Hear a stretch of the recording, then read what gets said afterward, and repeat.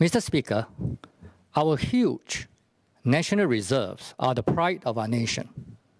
But few Singaporeans know the size of our reserves and how the reserves are accumulated, managed, and spent.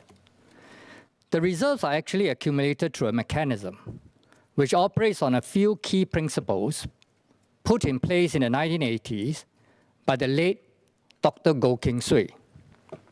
The mechanism essentially uses our large pool of domestic savings to soak up the foreign money that flows into Singapore because of its strategic position as a trade and financial center of Southeast Asia since the late 19th century. This mechanism has worked well and will put us in a strong financial position for generations to come. However, this MAS Amendment Bill that we are debating today will violate a key principle of this mechanism laid down by Dr. Goh and runs the risk of compromising the mechanism altogether. That principle stipulates that the government must purchase foreign reserves from MAS with government deposits, which is essentially the cash owned by the government or the nation. As the amount of government deposits equals the excess savings in our economy, the accumulation of foreign reserves is limited by the size of the excess savings as envisaged by Dr. Goh.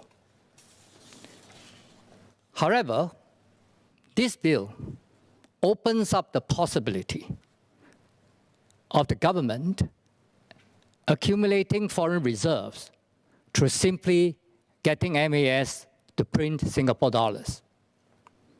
This is effected through Clause 2 of this bill, which deletes and substitutes Section 23(6) of the MAS Act to allow the MAS to subscribe to the Reserve Management Government Securities, Rmgs. Although Section 23(5) states that MAS shall not directly subscribe for any securities issued by the government or any public authority. Hence, this is a major change in the conduct of our monetary policy. In layman's terms, while MAS cannot do quantitative easing in the past, it can potentially do so. And I say potentially, not necessarily so, if this bill is passed. So let us bear that in mind as I proceed through my speech today. My speech today will start off with explaining the reserve accumulation process and the dangers of the RMGS, and then ends with a call on the government to be more transparent about our national reserves. The reserve accumulation process. The government, specifically the Ministry of Finance, oversees the reserve accumulation and management process. But it is the MAS and GIC which are the operating entities. MAS, as the Central Bank of Singapore, has the power to print Singapore dollars as and when the need arises. MAS is also the banker for the government, holding the nation's cash in the form of government deposits. MAS buys and sells foreign currencies with Singapore dollars on the foreign exchange market to manage the value of the Singapore dollar. When foreign currencies are bought, they become the official foreign reserves, OFR, of MAS. Under our reserve management arrangement, MAS will keep OFR up to a stipulated amount for managing the Singapore dollar. The stipulated amount currently is about $325 billion. Foreign reserves in excess of the stipulated amount will be transferred to GIC. GIC is a 100% government-owned investment company formed in 1981 to manage the excess foreign reserves as an endowment fund for Singaporeans. Unlike the OFR, an endowment fund can invest in more long-term and risky investments to achieve a higher return. As substantial assets have been transferred to GIC over the years, GIC holds most of our national reserves. The balance is held by Temasek Holdings, which is not involved in the reserve accumulation process explained here. The OFR under MAS is also technically not considered part of our national reserves. Given our position as the financial center of Southeast Asia, there is usually a net inflow of foreign money year after year. So the MAS has ample opportunity to accumulate foreign reserves. The MAS can utilize the government deposits or increase the supply of Singapore dollars to accumulate foreign reserves. In the past, the foreign reserves were mainly accumulated using government deposits. We have substantial government deposits because it is actually our huge excess domestic savings channeled into the public coffers through the CPF system and the structural government surpluses derived from land sales and a whole range of indirect taxes and public services fees. Accordingly, the accumulation of reserves is limited by the amount of excess savings we have. So what do we do when the inflow of foreign money far exceeds the amount of government deposits or our excess savings? We can decide not to accumulate any more reserves or to continue accumulating. If we choose the former, then we will have to either allow our Singapore dollar to appreciate further or to implement new policies to control the inflow of foreign money. If the government wishes to continue accumulating foreign reserves, MAS will have to print new Singapore dollars since there's no government deposits to pay for it. This seems to be the case in 2020 and 2021, when MAS probably increased Singapore dollars to absorb the sudden surge in foreign money inflow. This, in turn, has caused the accelerated rise in property prices from 2020 to today. The large foreign reserve increases in 2020 and 2021, amounting to more than $180 billion in total, pushed the OFR to $566 billion by end 2021, far exceeding the targeted OFR limit of $325 billion. So the excess has to be transferred to GIC. However, under the present rule, the foreign reserves cannot be transferred from MAS to GIC if the foreign reserves were not paid for by government deposits. The government and MAS, the central bank, are independent operating entities operationally, and the government cannot take assets away from MAS without paying for it. As the government has no money to pay, we are debating this bill today to allow the government to pay with an IOU. Hence, this bill allows the government to create a new class of IOU called the Reserve Management Government Securities, Rmgs, to pay for foreign reserves to be transferred from MAS to GIC. This bill thus opens up the possibility for the government to pressure MAS to print more Singapore dollars to accumulate foreign reserves and then buy them over from MAS with Rmgs.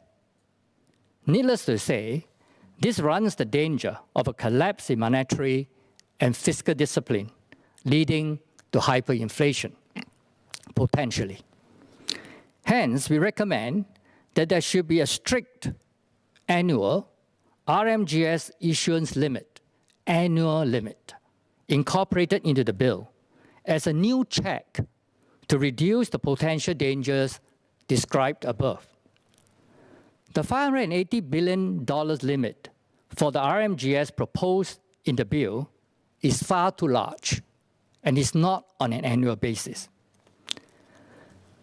So the first question I want to ask is, we appreciate all the safeguards that the Minister for Finance had explained just now about preventing monetization of government spending.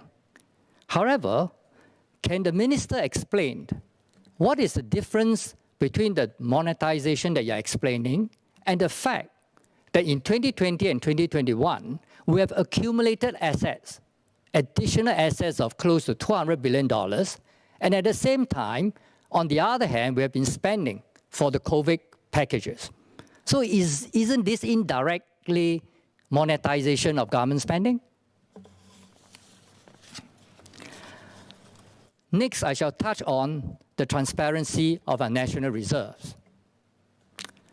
The government has always been unwilling to state officially the size of our national reserves, often citing national security as a reason. This reason, however, does not hold water. This is because the government actually reports our country's financial position every year in a report entitled the Government Financial Statements, GFS.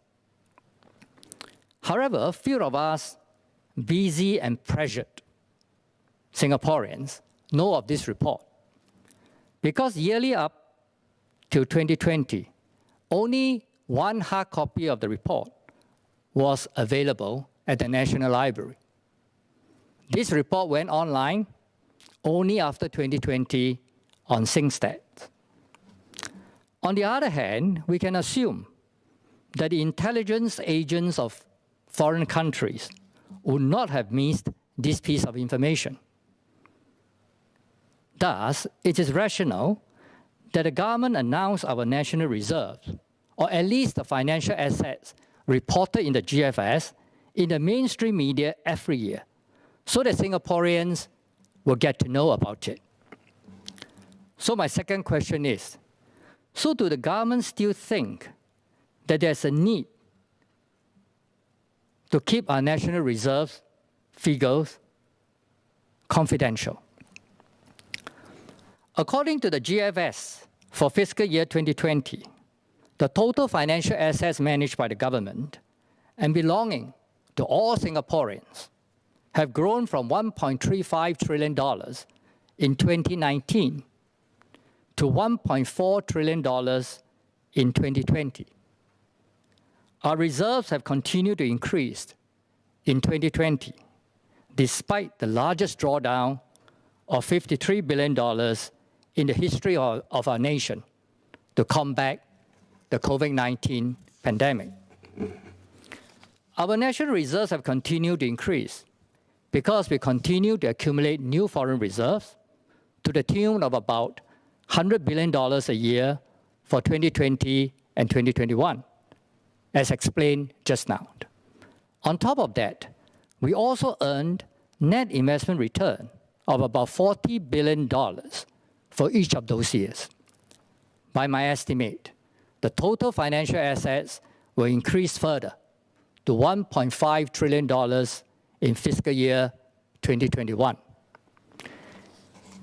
Hence, it is puzzling why the government keeps insisting on raising more taxes when our foreign reserves are substantial, still increasing, and earn good returns every year. Mr. Speaker, in conclusion, I would like to emphasize 3 points. Point 1, the government should disclose the size of our national reserves to Singaporeans, or at least confirm the information that is already made public.